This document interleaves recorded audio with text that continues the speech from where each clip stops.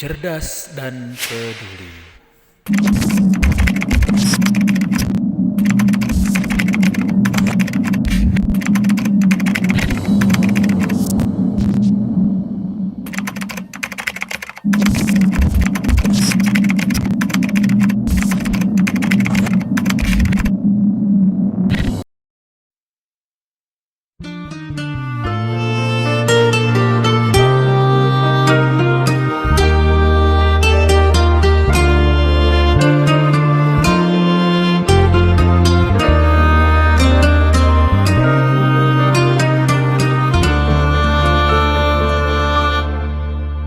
Elini elimden, gözünü gözümden, Rabbim seni helal etmeden sakınırım, sakınırım.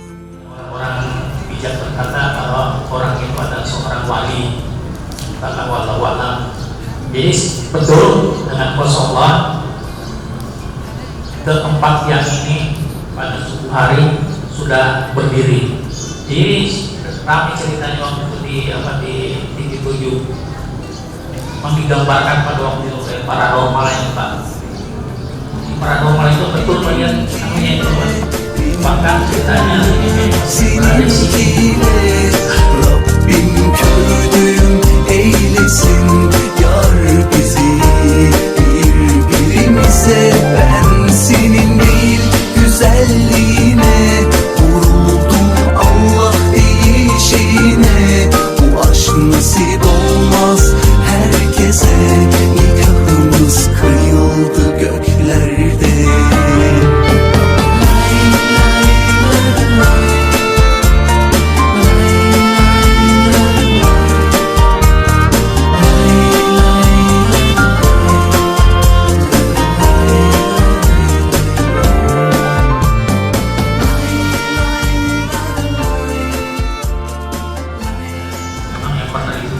paranormalnya kumpul pada waktu itu di situ.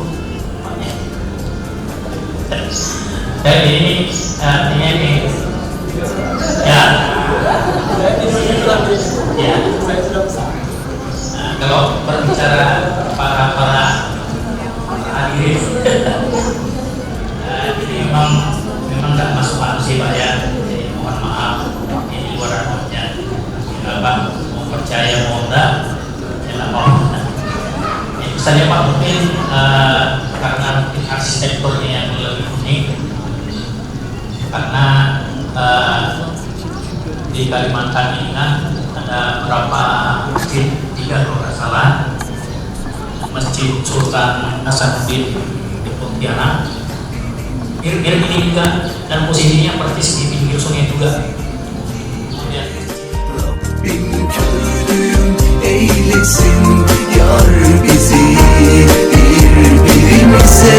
Ben senin değil güzelliğine vuruldum, Allah değişine. Bu aşk nasip olmaz herkese. mengambil kayu itu kan kayu kulit memang bersegi 4, memang ini unik segi 8. Jadi karena saya di murid meter juga ininya dari dasar sini 8. Kemudian kenapa warnanya kita ada 3 warna sih Pak. Warna putih sudah tidak tahu bahwa memaknai bahwa suci, kuning artinya kemasan, kejayaan, dan kenapa hijau kesenangan Rasulullah, warna bumi. Itu saja mungkin makna yang pernah kita ini. Nah, kenapa mimbarnya berada di tengah di belakang saya ini? Memang dari dulu Pak, memang begini sudah nih ya tempatnya, posisinya di sini ya. Dari kayu Kalimantan. Kira-kira masjid yang ada di sini dengan yang ada di Kalimantan, apakah ada semacam kaitan dengan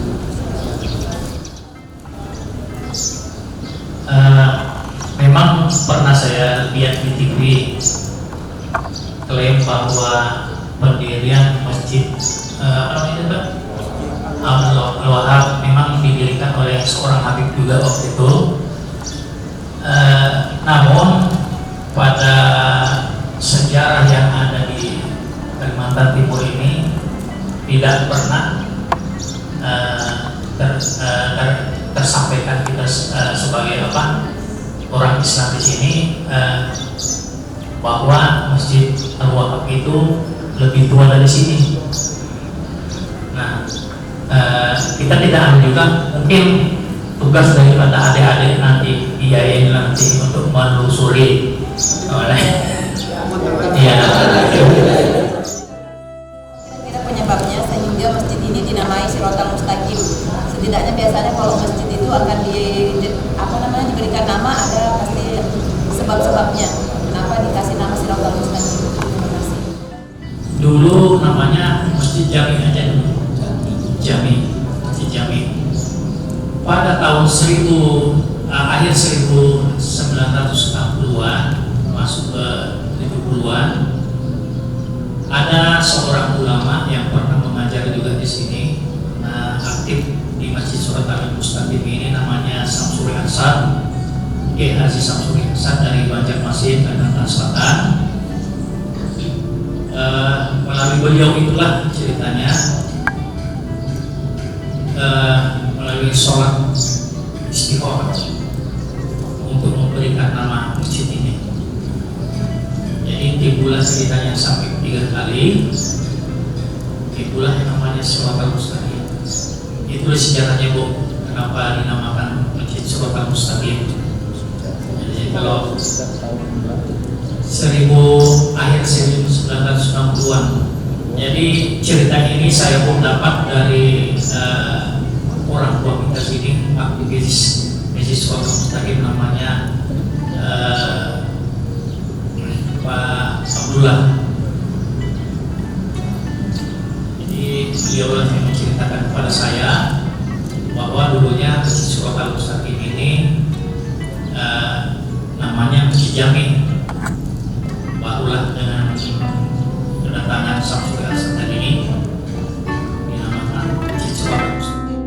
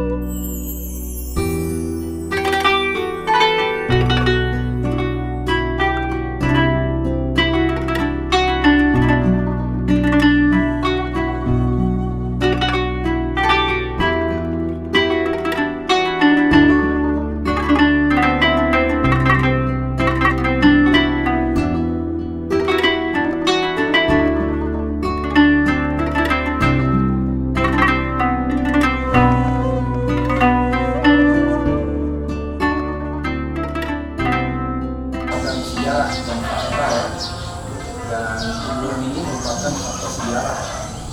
Kita lihat dari tulisan dari bahan kayu ini dan ada tulisan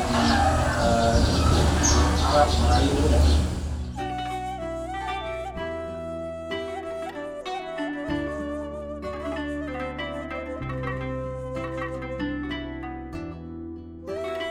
Berarti melarikan diri ke Kalimantan, tapi beliau ini salah satu tokoh yang menentang perjanjian itu.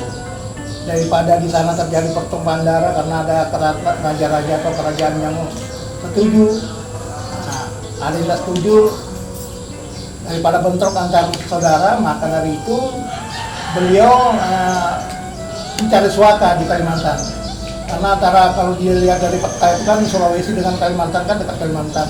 Makanya beliau datang ke sini secara baik-baik, bertamu, diterima oleh Raja Kutai Kartanegara. Nah, oleh Raja Kutai Kartanegara karena lokasinya luas, ada Kutai Lama, ada Tenggarong, maka dikasihlah disuruh menempati. Namanya dulu bukan Samarinda, tapi Samarinda. Nah, jadi pemukiman penduduk itu di sini masih hutan, yang ramai itu di pinggiran sungai, daerah pelabuhan Pasar Pagi. Jadi beliau dikasih lokasi ini, bukan dikasih begitu aja, tapi untuk pemukiman sekalian menjaga dari masuknya penjajah dari Belanda, karena lewat sungai kan, nah itu. Nah, maka dikasihlah wilayah ini untuk bertempat bermukim sekalian membuka atau menyebabkan betul kata Pak Iskandar tadi, salah satu penyebar agama Islam lah di Kalimantan. Kalau kita selidik sejarah kan, kalau raja pertama sampai ketiga Pak ya, itu Raja Kutai kan itu Hindu Pak ya. Jadi beliau ini sudah menganut ajaran Islam lah. Kita lihat dari tulisan di makam itu ada Arab Melayu.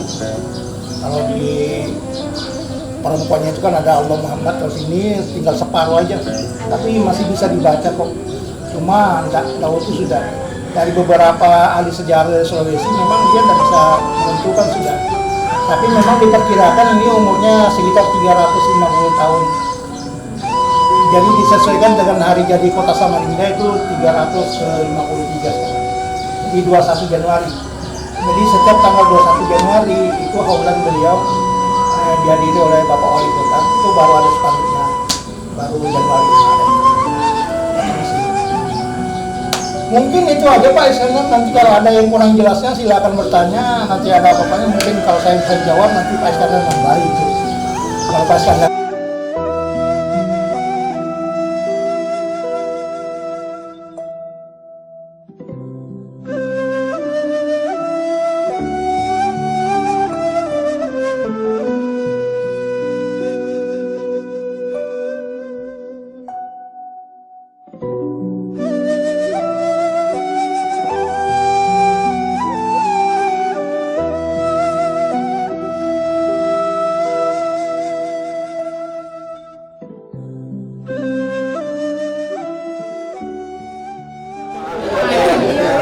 Iya, Pangeran, peta. Berarti boneh. Peta itu, ya kan? Raja, pangeran, raja peta. Peta.